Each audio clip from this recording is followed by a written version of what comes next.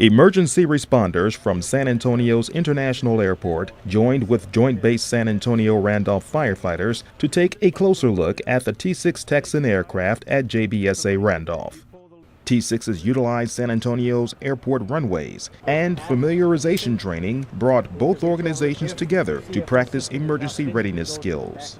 In the event of an emergency landing, the training will enable rescuers to avoid hazards, reach crash victims quickly, and ultimately save lives. The T-6 Texan flies in and out of San Antonio almost every day. It's an unusual aircraft for us because it involves an ejection seat, so it's a hazard to our firefighters, as well as the other things that are discussed in our training. We'd really like them to be familiar in it. Familiarization began with classroom instruction, followed by a trip to a nearby hangar.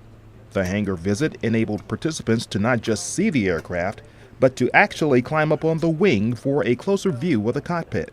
So it's not just sitting in the classroom, but also being out there, hands-on, operating the aircraft's doors and shutting off the fuel and making sure the aircraft's safe for both the pilots, crews, and the responders.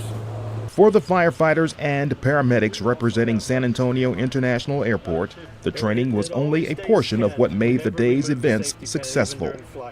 I've always liked the discipline of the military, and I think it's great to just have a good relationship with the different branches in our city. The hands-on stuff that we've received is these guys are clearly very knowledgeable about this stuff, and that's definitely going to help us in the long run. You can sit and talk about it in a classroom all day long, but the hands-on part of this has been very beneficial to us. The purpose of this is to get them in here, get them trained, and that way if an emergency landing does happen at the airport, they have the proper knowledge to be able to egress the pilots and get them out safely. From the 502nd Air Base Wing Public Affairs Office, I'm Tony Hurst.